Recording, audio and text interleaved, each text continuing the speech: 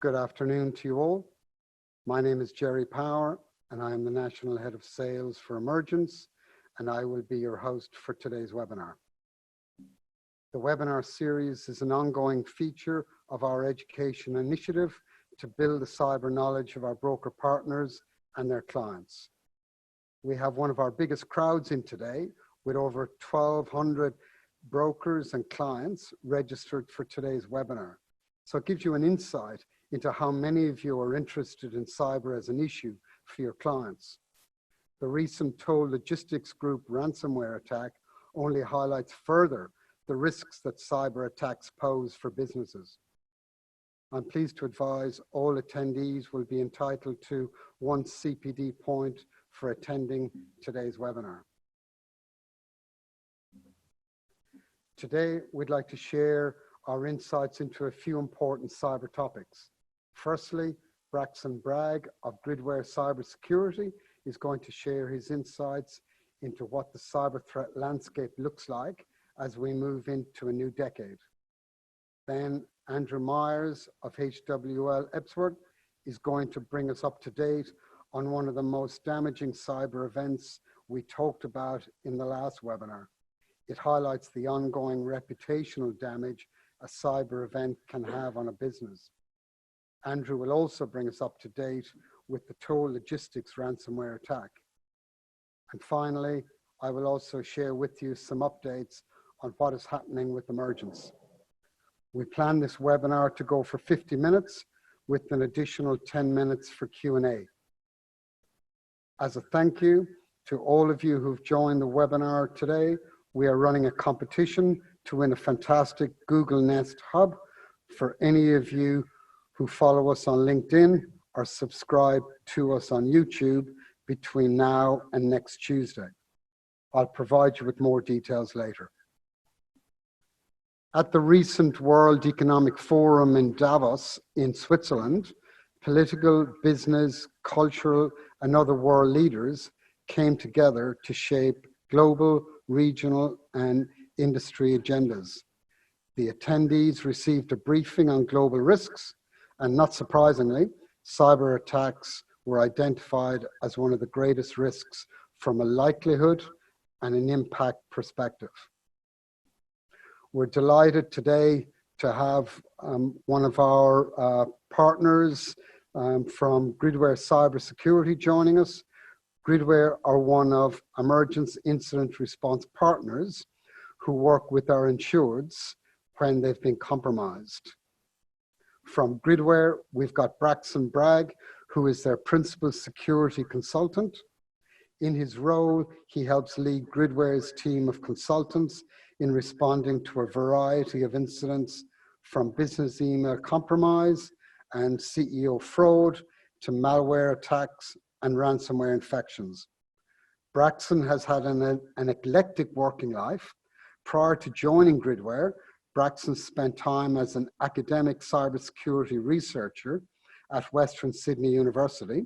Prior to that, Braxton's previous experiences include working as a lawyer in the US, a consultant for a Big Four professional services firm, and serving twice in the US Navy in operations and intelligence roles.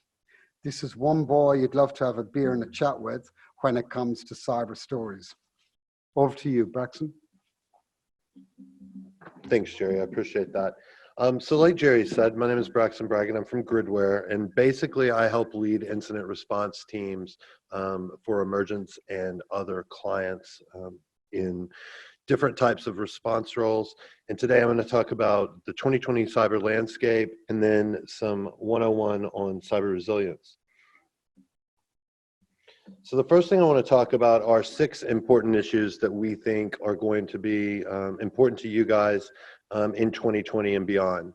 So first, we have the business email compromise. So business email compromise, or BEC, also called CEO fraud and payment diversion fraud, occurs when your email system or one of your vendor's email systems is compromised by threat actors. They interject themselves into the email stream and try to get payments diverted by changing payment details or bank account details, things like that. We see this as a threat every day, whether it be a $10,000 invoice or a $200,000 invoice. This threat can only be contained by technical and human error vulnerability stoppages. So basically, there are technical ways to help stop business email compromise, but in the end, one of the most important things is the training of the humans that work for you and your staff.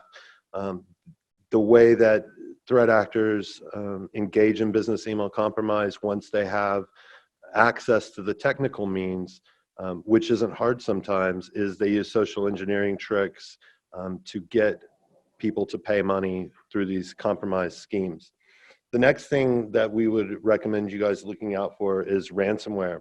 So we're seeing ransomware in Australia and in the United States still on a daily basis. Just over the past several months, there have been more hospital groups that have been hit by Ryuk ransomware.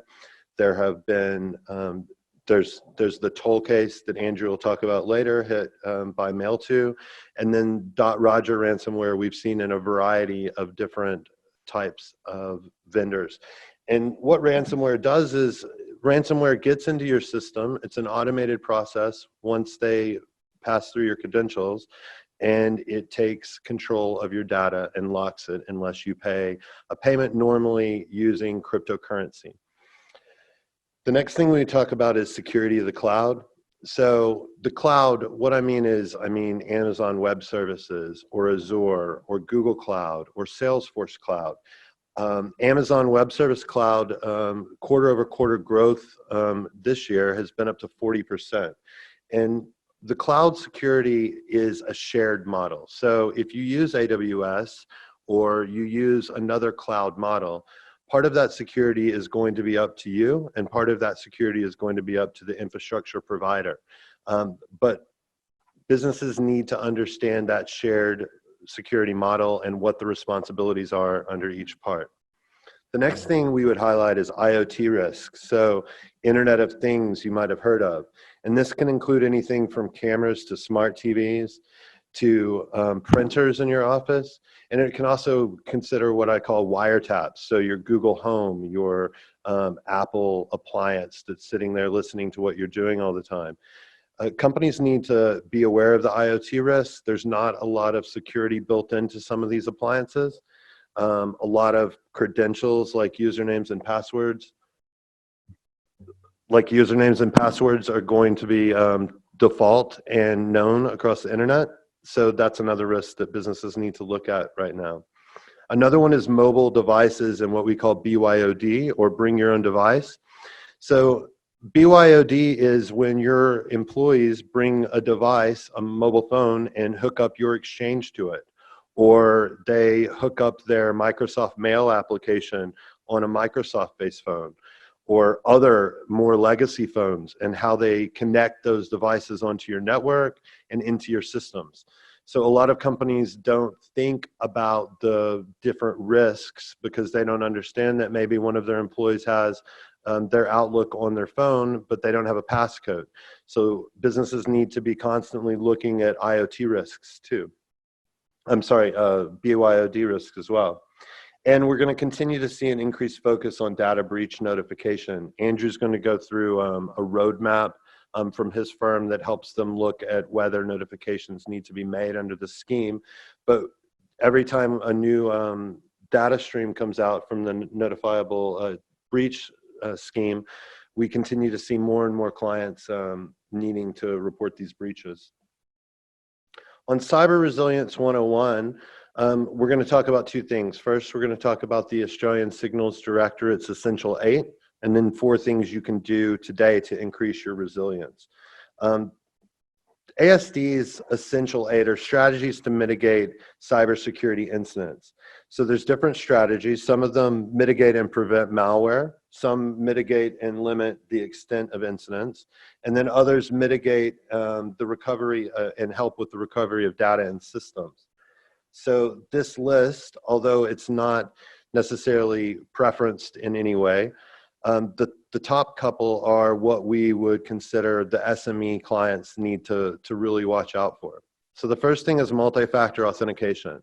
So multi-factor authentication is the use of a token, which might be an app, or it could be a code sent to a mobile phone to allow user authentication into a different system, let's say an email system, with a second identity token past the username, past the password, right? Because your username is normally your email address, and that's pretty public.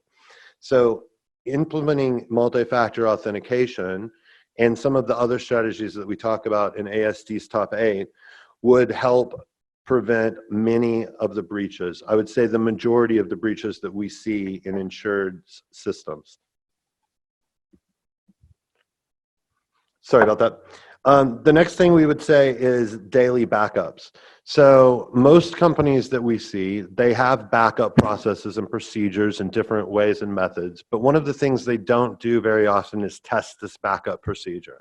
So when we say that we want you to take daily backups, we also want you to have a weekly or a bi-monthly schedule where you're actually testing the restore process. Because if you have backups and they're no longer good, but you're not sure of that, you won't find out until a data breach or an incident like ransomware. And by that time, it's too late. The next thing that the ASD recommends is application whitelisting. Now, application whitelisting is basically having security controls on every machine that tell every system, that tell the computer system what applications are allowed to launch or not. Now, this is a really hard one, especially for small businesses where you have 10, 15 employees and you're all using the same systems that you need to add software to do a particular task. But application whitelisting is one of the things that ASD recommends, because if the only things that can run in your network are things that have been pre-tested, it's going to mitigate those risks of non-pre-tested applications. The next thing is patch applications. So this is a lot to keep up with. Applications of various types get patched on a daily basis, and those websites that send out those updates are not always the easiest to keep up with, especially for small businesses. But patching your applications constantly will keep up with the current security vulnerabilities that we know are out there in what we call the wild. The next thing is configuring Microsoft Office macro settings. So macro settings in Office applications allow little segments of Microsoft control, or of Microsoft written code of code that's written that works inside a Microsoft application to run freely. So most businesses, especially small businesses, do not need macros enabled. Most of the time you see macros, you're looking at larger businesses that have more formed processes. And so disabling Microsoft Office applications from allowing macros to run is another one of the ASD's essential top 8. User application hardening. Now, this is a little bit different from patching applications and whitelisting. What user application hardening is really talking about is those added extras like web browsers and plugins, making sure that those applications are safe and secure. So one of the things that we see a lot in malware is malware browser plugins. So you have a browser plugin that you think is going to help you track time, for instance. And that works in, say, Google Chrome or in Firefox, Mozilla. And actually, it is tracking your time, but in the background, it's also doing something like crypto mining or looking for user credentials. So making sure that the applications that your users are using in their different browsers and different applications need to be hardened and gone over by IT staff. Another one is restriction of administrative privileges. This is another hard one I hear from a lot of smaller companies. So what we really mean is that only people that need admin access, the people that need admin access should be very limited. And in fact, administrator accounts shouldn't be used generally by users. Instead, that user should create a separate user account that isn't the main admin account and use that to make any changes and escalate the privileges or use the administrator password only when necessary.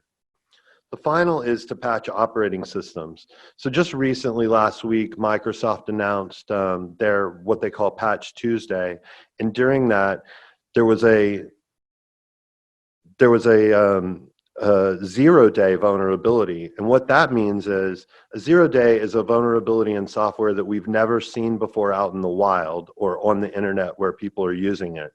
And so we saw one of these zero-day vulnerabilities in Microsoft's Windows Explorer, and actually that vulnerability was talked about in January originally, and I'm sorry, in July originally, and was just patched. So operating system patches need to be kept up as one of the primary ways of defending your network as well. Now I'm going to go over 4 things that you can do today to increase your resilience. And these are really 4 things that if I was talking to most medium, small businesses, I would say tomorrow, get on this list. And the first one is MFA. So implementing MFA across all applications that it's available on. That includes whether you're using Office 365 to make sure you have MFA connected to that. If you're using other types of logins from remote, VPN logins, things like that, anywhere that multi-factor authentication can be used, it would be very helpful to increase your resilience immediately. One of the things you have to consider when you're looking at running MFA out and implementing it through your organization is the pushback from users. So in order to get MFA to work properly, your users not only need to be required to use it, but they need to be trained and explained how to use it properly. The next thing is the backups. So checking your backups and instituting backup restoration procedures, like I said before, making that a process that your company goes through on a regular basis will help maintain data. If you guys had hit by a ransomware through another vulnerability, well, if you have backups, you don't even have to consider paying the ransom if those backups are recent. The next thing is passwords. So we recommend implementing password policies and a software-based password management solution. There are quite a few third-party applications out there. I like 1Password and LastPass.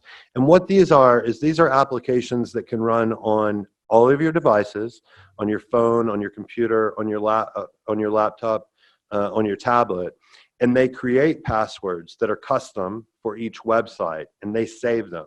So there is what we call a single point of failure. If someone got through to your master password that you use on that management application, although if there's good security procedures in place across the organization, say hard passwords to get into the laptop, encrypted hard drives, and hard passcodes on mobile devices, that adds a different layer of security on top of the hard passwords. Now, if you don't use a password management system and you want to make hard passwords, we recommend using passphrases. Use something long, some song lyric or some movie title or something that is long. The longer the better, even if you're not using special symbols and characters. So a 30-word or a 30-character passphrase is just as good as a 30-character randomized password created by one of these password managers. And the last thing we recommend is to perform security audits. So we recommend getting a security audit done by a company like ours or another consulting company that can give the management an overview of what's going on in their security structure, can help make sure that the ASD Essential 8 are covered, and can also look for other vulnerabilities that you might have in your system. And so with that, I'm going to turn it back over to Jerry.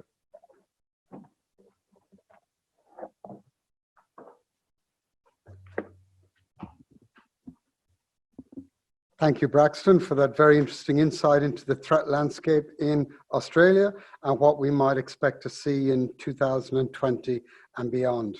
From an insurer's perspective, we continue to see ransomware attacks as a common thread in our incident response team. To put Braxton's insights about the cloud into context, I see the transition of businesses to the cloud as a very important point for you as brokers to understand.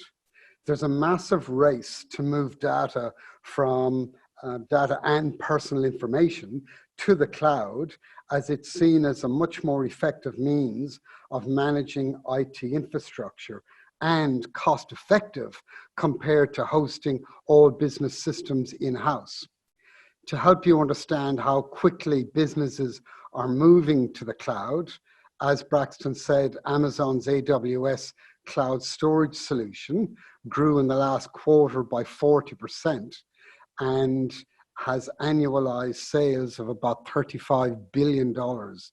So it gives you some understanding as to how big cloud is becoming in the market.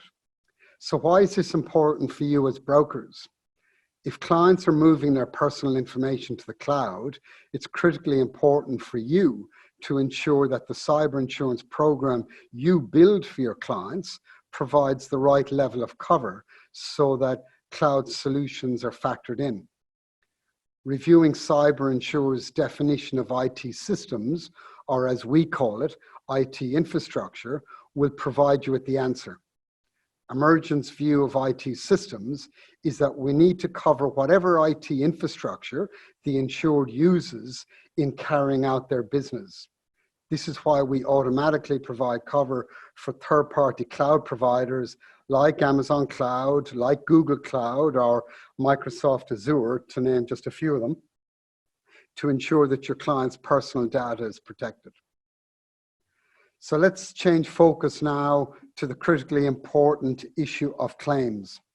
At your request, every Emergence webinar includes claims case studies.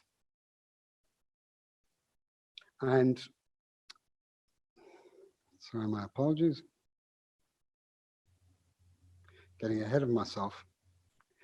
So every Emergence webinar deals with case studies where we analyze the claims. In our last webinar in November, we walked you through the landmark White cyber event, which has dramatically impacted the ASX property valuer, which is not in fact an Emergence insured, but highlights the perfect storm that engulfed a company arising out of a cyber event. Andrew Myers of HW Ebsworth is back to bring us up to date with the latest developments on this very protracted cyber event. Andrew will also share his insights into another very trending cyber attack, which is the toll logistics attack. For those of you who follow Emergence Insurance on LinkedIn, we've been providing regular updates over the last weeks on how this attack has unfolded. Andrew is a partner at HWL Ebsworth and has more than 20 years experience as a risk and claims advisor. He has a particular focus on the emerging fields of online content, technology, and cybersecurity risks, as well as the more traditional insurance fields of professional risks. Andrew is especially recognized for his market-leading expertise in cybersecurity and insurance. He has advised on the evolving legal and regulatory landscape for cyber exposures and assisted insurers in developing insurance wordings to cover such exposures. He is one of Emergence Incident Response Panel members, and Andrew is a very sought-after industry speaker who's widely published from a thought leadership perspective on cyber risk. We're delighted to have Andrew here today to bring us up to date with these intriguing stories.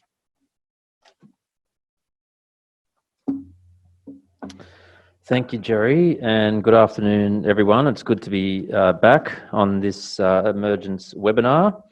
And as Jerry mentioned, I'm going to be speaking on a couple of recent high-profile cyber breaches and drawing out some of the things that we can learn from them, with a particular focus on Landmark White, but I'll also at the end touch on the Toll Group breach as well. As Jerry mentioned, I spoke about the Landmark White breach in the last Emergence webinar back in November and drilled down into quite a bit of detail and the full chronology of how the breach had played out. Now, that breach first surfaced around this time last year, February 2019, so we're now at the 1-year anniversary mark, and it's probably a good time to revisit it. I'm not going to revisit all the detail I went through in November, but I will do a bit of a recap as a refresher for those who were here and as a bit of an introduction for those who weren't.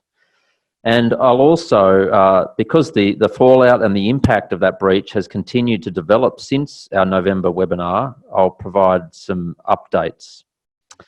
So firstly, a bit of a recap and summary of the incident. So Landmark White's cyber woes actually comprise not one incident, but two separate, though it turns out related, data breaches. And as I said in November, this really is a story of intrigue. It involves the dark web, trusted insiders, executive scalps being claimed, share price drops, customers pulling business, and even a criminal arrest. And all of this occurred to one of Australia's best-known property valuation firms, Landmark White. And it's also not only a well-known brand, but it's also a company that's listed on the ASX, and that's a relevant factor when we consider the impact of the breach, and we'll come to that a bit later on. So what happened? Well, the first breach came to light on 4 February last year. Landmark White was alerted to the fact that a significant number of records, and the numbers are there for you on the screen, I won't read them out, had been posted on the dark web.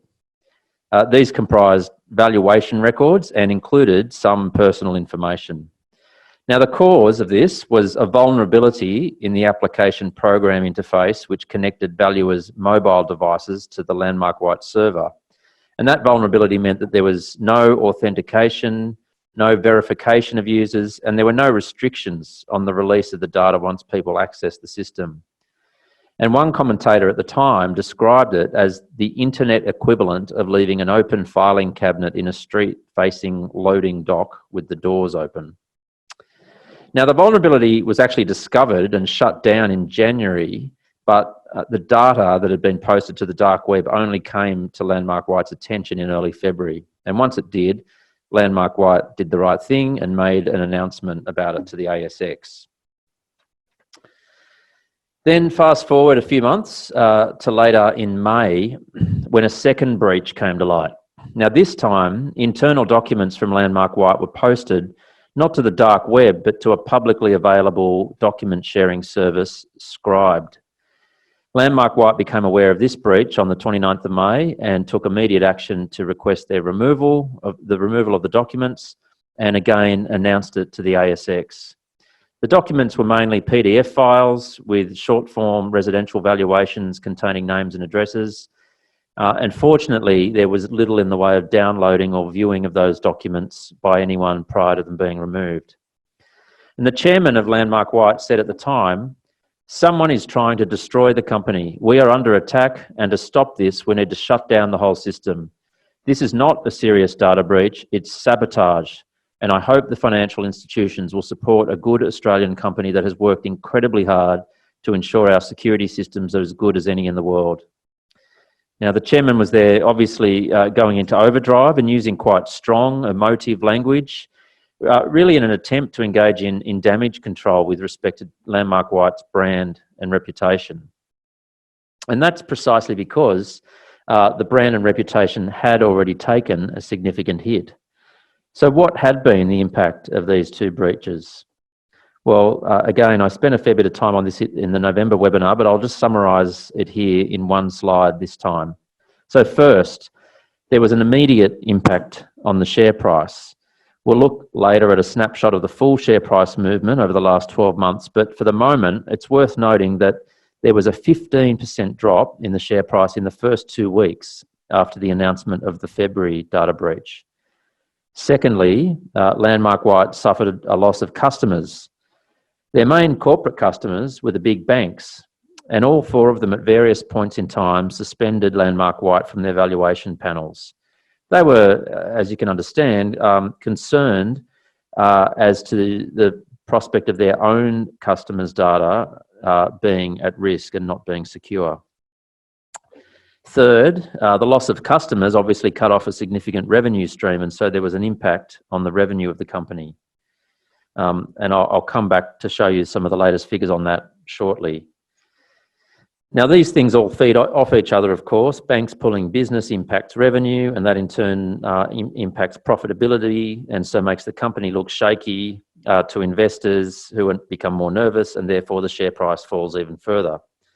And so fourthly, all of this led to such uncertainty about the company's prospects that the company had to halt trading in its shares a couple of times. You'll see there was a trading halt back in February, a couple of weeks after the initial data breach announcement. And then it was nearly 3 months before trading resumed again in May. And then there was a second trading halt in June.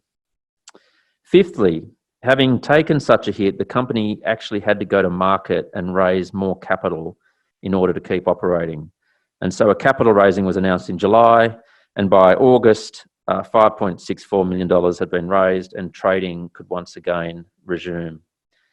And then the sixth impact I want to mention, and which flows out of all of these matters that I've talked about, is that there was obviously a significant impact on the brand and reputation of the company. And I'll return to this a bit later too. So that's the recap of what had happened through to November last year. And some of those themes will come up again now as I provide an update on what's happened since the last webinar in November. And I'm going to touch on three main things that have happened in the last few months. Firstly, the criminal fallout. Secondly, the reputational fallout. And thirdly, the financial fallout from the incident. So firstly, the criminal fallout. Now, we'd already seen back in October that New South Wales Police had arrested an IT contractor over the incident.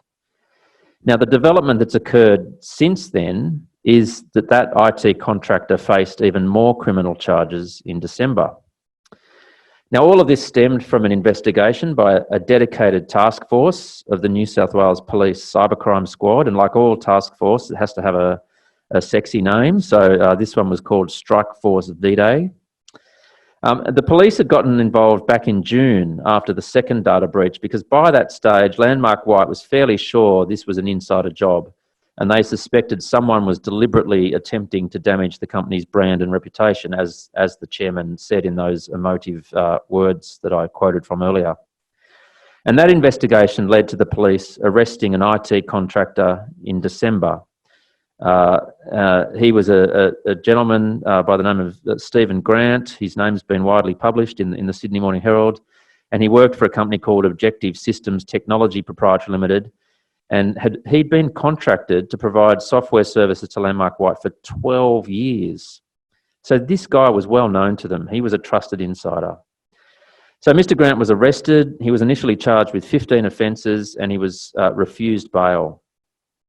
And following his arrest, there were multiple raids carried out by cybercrime detectives, including on Mr. Grant's home in Rozelle and on a data centre in Ultimo, and police seized servers, computers, laptops and storage devices. And then all of this led to a further 9 charges being brought in December. So this guy now faces a total of 24 criminal charges. Now, the list of charges, I've summarised them there on the screen. It's a little bit of a laundry list of offences under the New South Wales Crimes Act, which deal with computer crime. We've got unauthorised modification of data, impairing electronic communications, dealing with identity information to commit an indictable offence, unauthorised access with intent to cause an indictable offence, and just for good measure, thrown in at the end there is possession of a prohibited drug. I'm not sure that drug use and cybercrime always go hand in hand, but in this instance, the police allege that it did. So what are the key takeaways here for us? Firstly, if a company, perhaps one of your clients, is the subject of a cyber or data theft attack, there are often going to be criminal consequences of that. Now, that doesn't necessarily mean that the company or its executives themselves will face criminal consequences, unless, of course, they were behind it.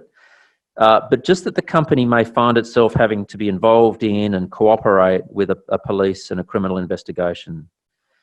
Now, that might often overlap with the company's own investigations into the incident. So if your company has suffered a breach, you'd ordinarily engage forensic experts and lawyers, and they might in turn need to undertake extra work in assisting the police with their investigations. That might sometimes add to the cost of dealing with the incident, but it also might save on some costs by allowing you to rely on the work already undertaken by the police. The second takeaway is don't underestimate or overlook the insider threat. It's easy to fall for the old stereotype of hackers sitting in some exotic foreign location, and for some reason we usually narrow that down to Russia or Iran or China. But the hacker might just be up the road or in your office. The police raids in this instance, occurred in Ultimo. And by my calculation, that's only about 1 kilometre from where we're sitting recording this webinar. So insider threats can be a real and present danger when it comes to cybersecurity. The third takeaway is also don't forget the human toll. I understand from speaking to people who were involved in this incident that staff of Landmark White were crying with relief when this arrest took place. They had been under enormous stress as a result of the incident, and in fact, many employees actually voluntarily decided to leave the company. So these incidents have more than just a financial impact, they can have a very emotional human impact. So moving on to the second key development since November. In case you hadn't noticed, if you search for Landmark White on the ASX website now, you actually won't find it anymore. Has the company disappeared? No, it hasn't. It's simply changed its name and rebranded to the new name Acumentus. And you can see the new logo there on the screen. So this was announced back in December, and then on 31 January, just a few weeks ago, it was approved by shareholders at an extraordinary general meeting. And so all ASX listed companies are identified by a 3-letter ASX code. And so now instead of LMW, the company is known by the code ACU.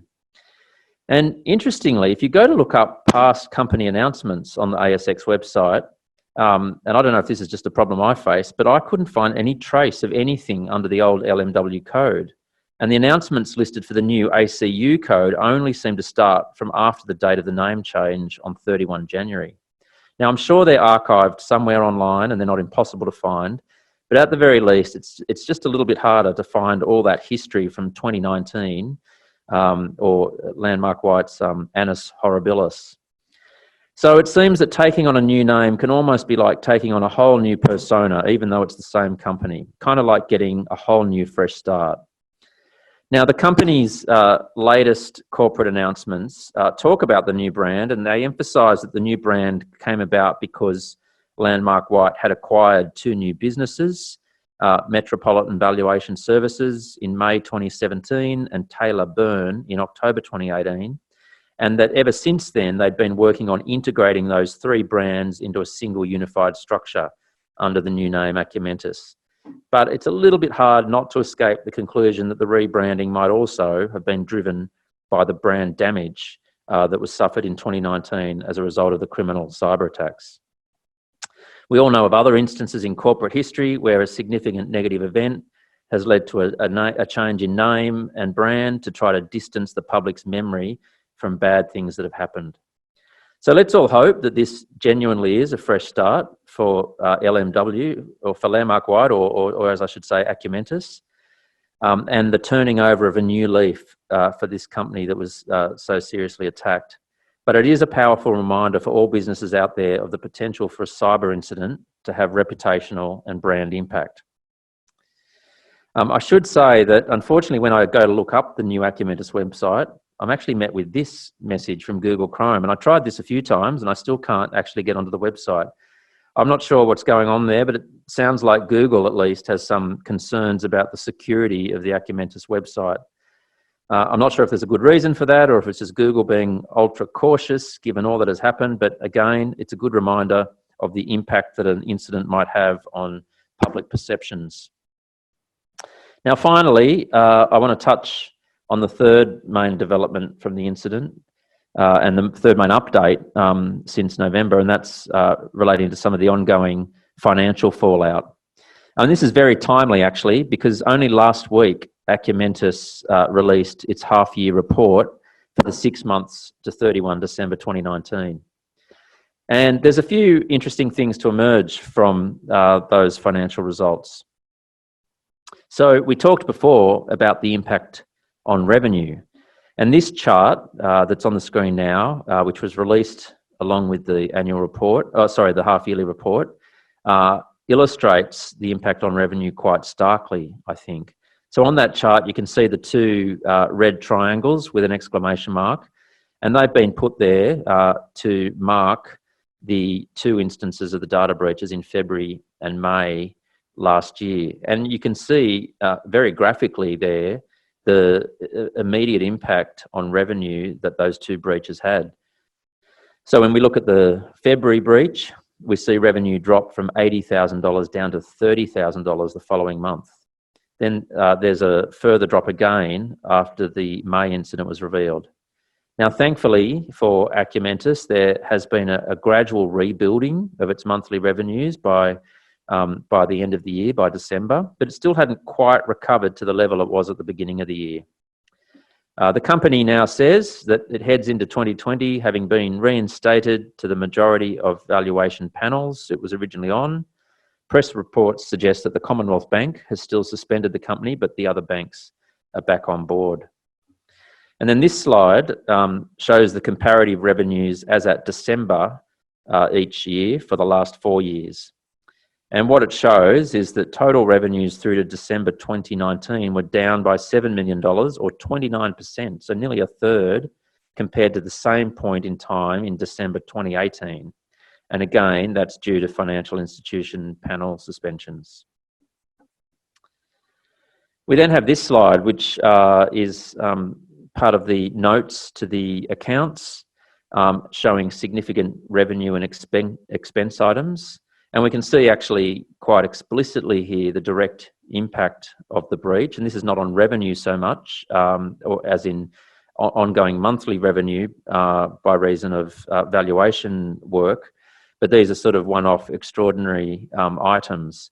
So dealing with expenses first, you can see there the circled item consultants costs associated with cyber attack response, and presumably that would involve forensic and IT costs as well as legal costs.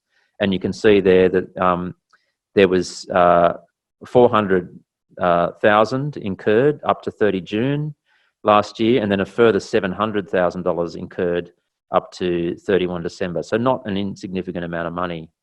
But then on the flip side, in terms of revenue and a one-off item of revenue, you can see insurance proceeds received. And basically $1 million in the first half of the year and then $1 million in the second half of the calendar year. Now, it doesn't specify there that that was actually Landmark White's cyber insurance, but I think given what occurred last year, that it's a fair guess that it probably is. And then this slide, I guess this sort of sums up the overall financial impact in a way. Firstly, we've got the fact that to the 6 months to 31 December, there had been a loss after tax of $3.45 million. And with a fairly significant loss to the company, there's questions that were inevitably raised about whether the company could continue on as a going concern. And the directors confront that question head on in the accounts, in note 17 to the accounts. And they list there a variety of reasons why they're optimistic, and I won't read them all out, but they're there on the screen for you. For example, the fact that they've enhanced their cyber security, that they've had overdraft facilities from the bank, the successful capital raising, and also that they've mapped out their cash flow going forward, and they're confident they'll be able to pay their debts as and when they fall due.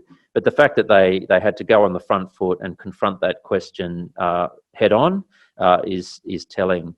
And perhaps even more telling is the fact that the auditors in their sign-off did express some concern as to the ability of the company to continue as a going concern. And you'll see the quote there from the auditor's report in the last bullet point. So I guess a good way of summing up the whole 12 months is just to look at the share trading in the company over that period. Again, I'll leave you to read that, and we've highlighted in that graph some of the key developments over the last 12 months in terms of the data breaches and some of the other developments to occur. And you can see the significant drop in the share price after the 2 data breaches were announced. Thankfully, the share price has stabilised somewhat. It certainly hasn't risen to its previous level, but those sharp drops have stopped. So hopefully the fortunes of the company are improving. There are still questions that remain. And the first one obviously is, what are the long-term prospects of the company? And we've already raised some comments about that. And obviously we all wish the company well and hope that they recover, but these things can have a significant impact. There's the prospect of litigation by third parties. whether that's by customers or by individuals who were impacted by the breach. Certainly at this stage, I'm not aware of any litigation that's on the horizon or that's been threatened, but this is always a potential risk when there has been a cyber incident. And there's also potential D&O issues. This was an instance where there was a suggestion that this was a known vulnerability for some time that impacted the company. The breach led to some senior executive and board resignations. And so those kind of things often, lead to question marks around whether there could be potential claims against the directors. There's also the possibility of a shareholder class action. We've seen in the United States an increasing trend towards shareholder class actions being brought against companies that have suffered a significant drop in their share price because of a cyber attack. We would need the extra ingredient here that the company knew about something and didn't disclose it to the market, and we don't necessarily know that's the case here. And certainly there's been none of the litigation funders talk publicly about a potential shareholder class action, but it's certainly one potential ramification that arises whenever you're dealing with a listed entity that suffered a significant share price drop. Now, this breach did have consequences for the Notifiable data breach scheme. This is taken from the slides that I presented on back in November. I won't repeat it all, but there were some individuals who were assessed as being at risk of serious harm, and so there was a formal breach notification given. And Jerry did ask me just to touch on this briefly because I think normally Emergence would give an update on the Notifiable data breach scheme, but we're still waiting on the OAIC's latest statistics. So in the absence of that, this incident involving Landmark White was just sort of an opportune time to just refresh everyone on the Notifiable data breaches scheme and what it involves. We've had it now for 2 years, so I think there's starting to be more familiarity with it in the market. But the flow chart there on the screen is really our attempt to summarise in an easy to read way many pages of the legislation. Basically, in short, there's two potential scenarios. There's the scenario where a company already has reasonable grounds to believe there's been a breach, and the scenario where a company only suspects there might be a breach. So in that first scenario, the test of whether there's a breach or an eligible data breach is whether there's been unauthorised access, disclosure or loss of information, and that's likely to result in serious harm to individuals. So if the answer to that question is no, then there's no eligible data breach. You go to the green box. If the answer to that question is yes, but there's still the opportunity to take remedial action before people suffer harm, then again, and you're able to successfully do that, then again, there's no eligible data breach. But if you can't take remedial action, you go through to the red box there and there is an eligible data breach. And there's certain requirements as to a statement you need to make to the Privacy Commissioner and then notifying the contents of that statement to the affected individuals. If, however, you only suspect that there's a breach and you don't know for sure, you've then got a period of time, up to about 30 days, to undertake an expeditious assessment to determine whether there's been a breach. Now, it's important that that 30 days is only when you have a suspicion. If you already know there has been a breach, that 30-day rule doesn't apply. So you can't rest on that 30-day period in circumstances where you already know and you need to notify people ASAP. So look, that's a very potted summary of the Notifiable data breach scheme. Just finally and quickly, Jerry said I would touch on this toll group breach that's been in the news the last few weeks. I'm not going to dwell on it for long, but it does offer a few interesting parallels as well as differences with the Landmark White breach. Perhaps one unfortunate parallel is that they're almost exactly a year apart. The Landmark White incident came to light on 4 February last year, and the toll one was announced on 3 February this year, so almost exactly a year. The other key similarities are that both breaches have been very high profile and involve significant reputational damage and impact on large corporate customers. There's some key differences as well. The breaches themselves are very different. With Landmark White, it was an internal threat actor. With Toll Group, however, it was a ransomware incident, as Braxton's already touched on. And even the Australian Cybersecurity Centre has gotten involved and issued an advisory note on that particular strain of ransomware. In this instance, Toll Group has refused to pay the ransom. There's also a difference in terms of the impact. So with Landmark White, the impact was primarily on data, but for Toll, it's mainly been in relation to systems and operations. In other words, Toll Group has simply been unable to continue business as usual because its systems have been down, and that's caused a flow-on effect to customers, or as I've termed it there, the so-called supply chain risk. So we've had big corporate customers like Telstra, Optus and Officeworks who rely on speedy delivery to their customers, but there's been delays to those deliveries, and so some of these customers have had to find alternative providers. There's even a suggestion of some customers being charged with contractual penalties for failure to comply with contractual deadlines. And of course, just like Landmark White, all this has had a massive reputational impact. And you'll see there on the screen a screenshot of the front page lead story in last Monday's Financial Review. And you really don't want to see your company's name on the front pages of a national newspaper for the wrong reasons. The last update was on the Financial Review last night and this morning.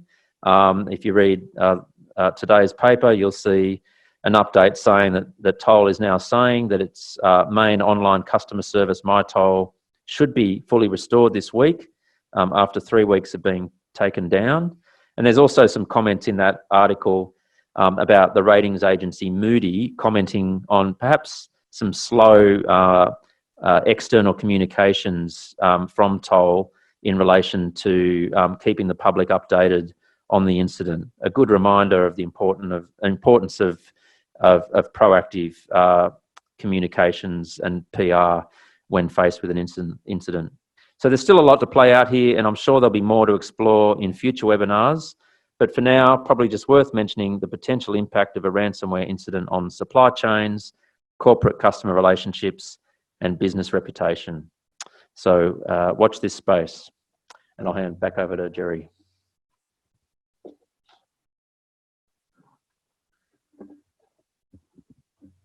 Thank you, Andrew. Certainly a sobering reminder of how devastating a cyber event can be to business. It'd be very interesting to see how these cases continue to pan out from a brand, reputation, litigation, and a criminal perspective. At Emergence, we never stand still, and we're always listening to your feedback on how we can help you with your clients. We've got a huge pipeline of initiatives that we've been working on behind the scenes. We'll be progressively rolling these out over 2020. These initiatives will include enhancements to the online portal and initiatives on how we can support our clients from a risk management perspective. Speaking about the online portal, for those of you who are unfamiliar with it or who haven't logged in for a while, the portal provides you with the ability to build and bind cyber quotations from your clients. You can get quotes for revenues up to 75 million, policy limits up to 10 million. As underwriters, we can underwrite to 20 million. There's the largest list of occupations to choose from, which is all predictive text. You can build your business interruption program from anywhere to 30 days to a year. And it's a full life cycle process from new business and renewals. And then from a coverage perspective, you can build optional covers to include things like contingent BI, which is protecting against an external supplier getting hacked and it impacting your business, through to the important issues of financial loss, which talks about cyber theft and social engineering in particular. So if any brokers listening today require access to the Emergence quote and bind system, you'll need a user access code and a password. All you need to do to gain access to the portal is contact Emergence at info@emergenceinsurance.com.au to request access. For those of you who are following us on LinkedIn, you will have seen our constant briefing updates on the Toll Logistics ransomware attack that Andrew was talking about. That's still unfolding. We issue these updates to help you use them as tools for you to engage with your clients and to keep them up to date as to how the world around them is changing. we find many businesses seem to be immune to the fact that the world around them is changing from a cyber threat perspective. It's easy to follow us on LinkedIn. All you have to do is search for Emergence Insurance and click follow. It's that easy. As always, we continue our commitment to focus on educating our broker partners through such things as these webinars, website blogs, broker presentations, LinkedIn, and YouTube content. I was at a broker recently who wanted to provide information to a client about trends in the Notifiable data breaches scheme. He was not aware that after each Notifiable data breaches report that is issued by the Privacy Commissioner, Emergence develops a one-page infographic that summarizes the results. This is the latest one on the screen. You can access this infographic by going to our website and clicking on the product page and looking for the marketing collateral section. The infographic is called the Notifiable Data Breaches Scheme Snapshot. Clients like the fact that it gives them a one-page view of how data breaches are occurring in Australia. As Andrew said, we're expecting the next NDB report from the Privacy Commissioner very soon, and we'll issue a new infographic once we have had the report analysed. For assistance on any cyber-related issues, please feel free to contact the team. We believe we've got the biggest cyber underwriting team in the country now, which helps us to provide you with the technical support you need when looking for cyber solutions for your clients. We're also looking at expanding the team as our footprint grows. And never forget, as cyber specialists, all we do is cyber, nothing else. I said we were running a competition today. Firstly, congratulations to Casey Cuff of AMA Insurance Brokers in Perth, who won our November webinar competition. Today, you can win a fantastic Google Nest Hub for any of you who follow Emergence Insurance on LinkedIn or subscribe to our YouTube site between now and next Tuesday, the 3rd of March. So if you don't already follow us, jump online now and click the follow or subscribe buttons, and we'll advise the winner by email next Friday, the 6th of March. As I mentioned earlier, all attendees will be entitled to 1 CPD point. We will automatically send out their certificates of attendance to the email address you used to register for this event. For those of you listening as a group, such as in a boardroom, please send a list of attendees now, including full name and email address to info@emergenceinsurance.com.au so we can issue attendees with the certificate. Okay, so a number of you have posted some questions. We've got a few minutes left. I'll hand over to Troy for the first question. Thank you, Jerry. Braxton, this one's for you.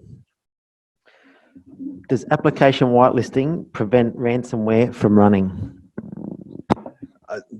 One of the major points of application whitelisting is to make sure that you know everything that's running in your system. So a well-formed and well-implemented application whitelisting solution through an endpoint management system would prevent most ransomware attacks that we've seen. Yes. Thank you. Andrew, this one's for you. Notification to APRA is 72 hours post a cyber occurrence.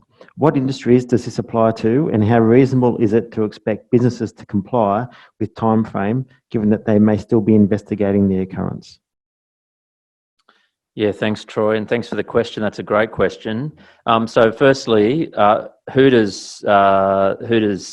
which industries does the APRA standard apply to? Basically, any of the sectors that APRA regulates. So, it's effectively banking, insurance, both general and life insurance, and superannuation. So that's it in a nutshell. And secondly, as to how reasonable is it to expect businesses to comply with the time frame, 72 hours, which is very short, given they may still be investigating the occurrence. That's something we grappled with recently in advising on an incident, and it is actually very difficult. But I think the trick here is that what APRA expects is notification of potential compromises as well. So an information security incident is defined as an actual or a potential compromise. So even if you're still investigating it, it's better to notify APRA. There still might be a bit of a blurred line sometimes because you don't want to notify every single minor thing that could ultimately become an incident, but there is a point where you've crossed the line and you've investigated it enough to know that there's potential for it to be an information security incident. Thank you, Andrew. Appreciate that. I promised you we would finish on 60 minutes. On behalf of Emergence, I'd like to thank you for taking the time to join our webinar today. We know you've got many demands on your time. We also want to thank our speakers for taking the time to share their expert insights with you today. I hope you found it educational in building your cyber knowledge and giving you the tools to assist you in having a more informed cyber conversation with your clients. We are recording our webinar today, and we will send those of you who have registered for today's event a link in the near future so you can share it with any of your staff. For any of you who are interested in our previous webinars, they are also available at any time on YouTube. Just search for Emergence Insurance. We will also send you a short survey to gain your feedback on today's webinar and to get your thoughts on what cyber-related topics you'd like to see in future webinars. We would really appreciate if you can complete the survey in the next few days, and we'll use your feedback to plan out our webinars for the rest of the year. The next webinar in our series will be next May, so keep an eye out for that. We'll send invites out a few weeks beforehand. This is the official end of the webinar. For those of you who wish to leave, thank you very much. From an Emergence perspective, we really appreciate your time and your support and look forward to doing business with you in the future. Thank you.